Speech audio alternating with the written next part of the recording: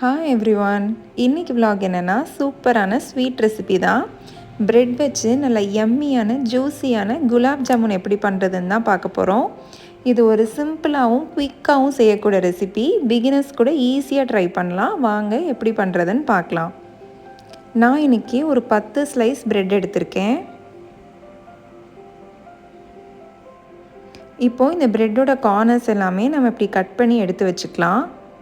ஒவ்வொரு சைடாக திருப்பி இப்படி கட் பண்ணி எடுத்து வச்சுக்கோங்க.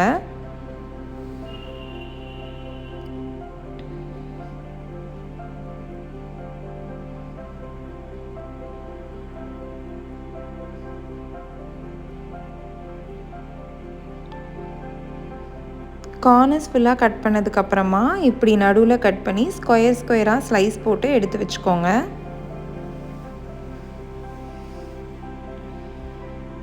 இப்போ ஃபுல்லாகவே நம்ம கட் பண்ணி எடுத்து வச்சாச்சு. இதை ஒரு மிக்ஸி ஜாரில் ட்ரான்ஸ்ஃபர் பண்ணி பல்ஸ் மோடில் நல்லா பவுட்ரு பண்ணி எடுத்து வச்சுக்கோங்க. நான் இதில் ஒரு 2 ஸ்பூன் அளவுக்கு மில்க் மேட் ஆட் பண்ணியிருக்கேன். மில்க் மேட் ஆட் பண்ணுறப்ப நம்மளுக்கு ஃப்ளேவர் இன்னும் கொஞ்சம் நல்லாயிருக்கும்.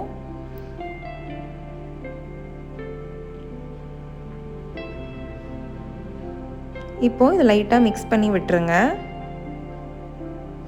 இது கூட கொஞ்சமாக வாட்டர் ஆட் பண்ணி நல்லா பிசைஞ்சு எடுத்து வச்சுக்க போகிறேன்.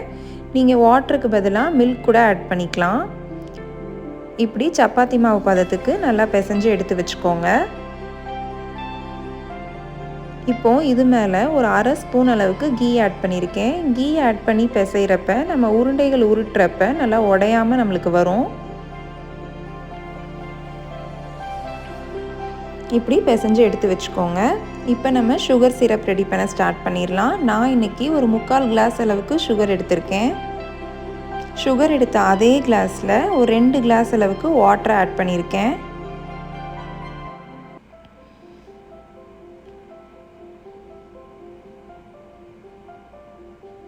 இப்போது நம்ம வாட்டரை பாயில் பண்ண ஆரம்பிச்சிடலாம். இது கூட ஒரு 2 ஏலக்காவை தட்டி ஆட் பண்ணிக்கோங்க.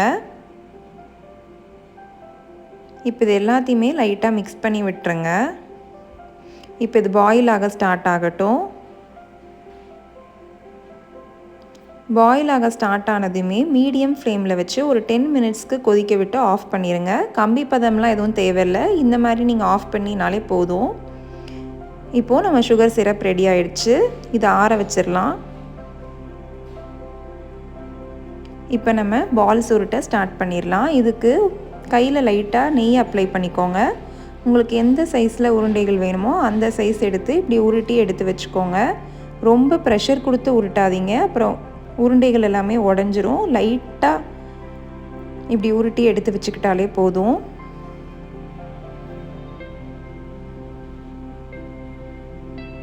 பாருங்கள், நம்ம எல்லா உருண்டையும் இப்படி கிராக் இல்லாமல் அழகாக உருட்டி எடுத்து வச்சுக்கோங்க. நான் இன்றைக்கி 10 ஸ்லைஸ் பிரெட் எடுத்தேன். அதில் நான் உருட்டின சைஸ்க்கு ஒரு 17 உருண்டை வந்திருக்கு.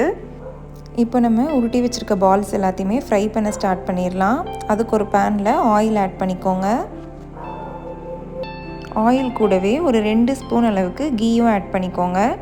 இப்படி ஆயில் அண்ட் கீ மிக்ஸ் பண்ணி பண்ணுறப்ப நம்மளோட குலாப் ஜாமுன் ஃப்ளேவர் இன்னுமே நல்லாயிருக்கும். இப்போது இந்த கீ நல்லா மெல்ட் ஆகட்டும்.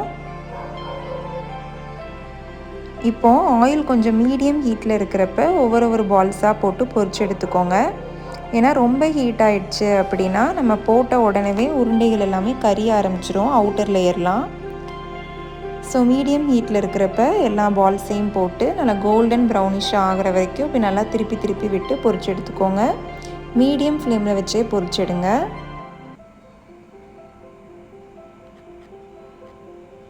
பாருங்கள், நல்லா கோல்டன் ப்ரௌனிஷ் ஆகிடுச்சு. இந்த ஸ்டேஜில் நம்ம வெளியில் எடுத்துடலாம். நம்ம பால்ஸ் எல்லாமே நல்லா கிராக்கே இல்லாமல் அழகாக ஃப்ரை ஆகி வந்திருக்கு. இப்படி எல்லா உருண்டைகளையும் பொரிச்சு எடுத்து வச்சுக்கோங்க.